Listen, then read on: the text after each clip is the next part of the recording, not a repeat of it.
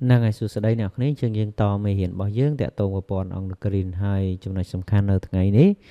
cứ tá OVA hạt ấy ban về chị ấy dù phong nên chị ông đồ phong bông swap về trên họ môn với hay họ môn ấy miền tuần tỷ đổi mà đấy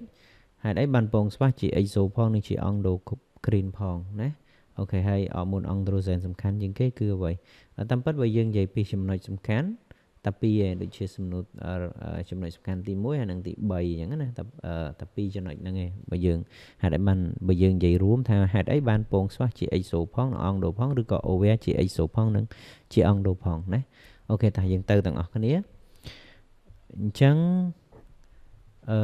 OVA ជាកពេញ exocrine គេថាវាផលិត oval អ្នកនរគ្នាធ្លាប់បានរៀនថាធម្មតា exocrine វាផលិតរស់រំលាយហាប៉ុន្តែបងប្អូនត្រូវចាំថាធម្មតា OVA វាមិនអាចផលិតរស់រំលាយហាបានទេបាទអញ្ចឹងមានថាវាផលិត oval ទេអញ្ចឹងមានថាគុំគិតថាតើផលិតរស់រំលាយហាណាអញ្ចឹងអាហ្នឹងផលិត oval បញ្ចេញទៅក្នុងដៃស្បូនណាបាទវាចេញទៅដៃស្បូនចាដៃស្បូនហ្នឹងវាដូចជាបំពង់នាំរបស់វាមួយអញ្ចឹងណានេះយើងឃើញថារៀងរាល់ខែវាផលិតពេលនេះមួយហើយវាចេញទៅក្នុងដៃស្បូនហើយ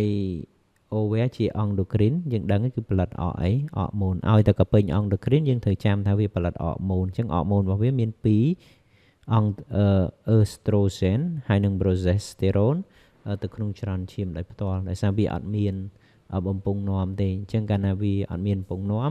គឺវានាំផលិតផលរបស់វាតាមបំពង់តាមសំទោសតាមរយៈចរន្តឈាមដោយផ្ទាល់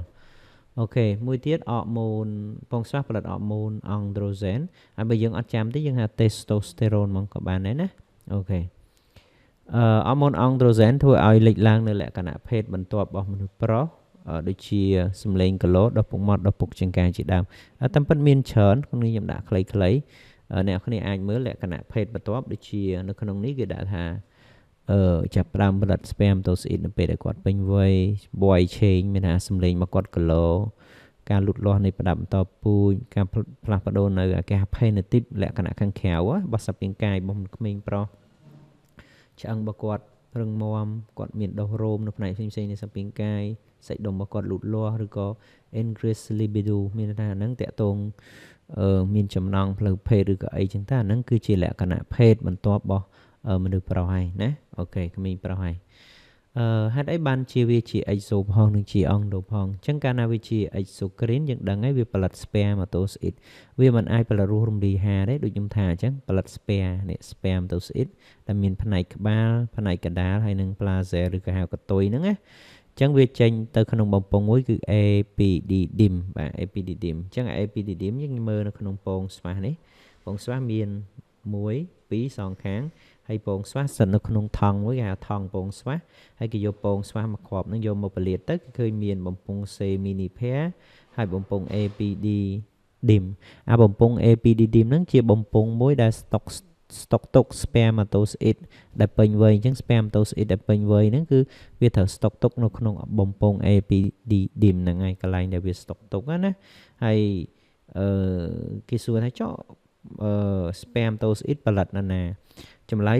ផលិតនៅក្នុងពងស្វះប៉ុន្តែកន្លែងដែលវាផលិតទៀតពងស្វះហ្នឹងគឺក្នុងបំពង់មួយគេឲ្យឈ្មោះថាបំពង់ seminipair ទៀតចឹងទៅណាបើយើងរៀនថ្នាក់ទី11ហើយពងស្វះផលិតអរម៉ូនជា endocrine វាផលិតអរម៉ូន androgen ឬក៏ testosterone ទៅក្នុងច្រនឈាមដោយផ្ទាល់ណាបាទដោយសារវាអត់មានពងនាំហើយអរម៉ូន androgen សំខាន់ជាងគេគឺ testosterone ហ្នឹងឯងណាអូខេអរគុណច្រើនអ្នកនរគ្នា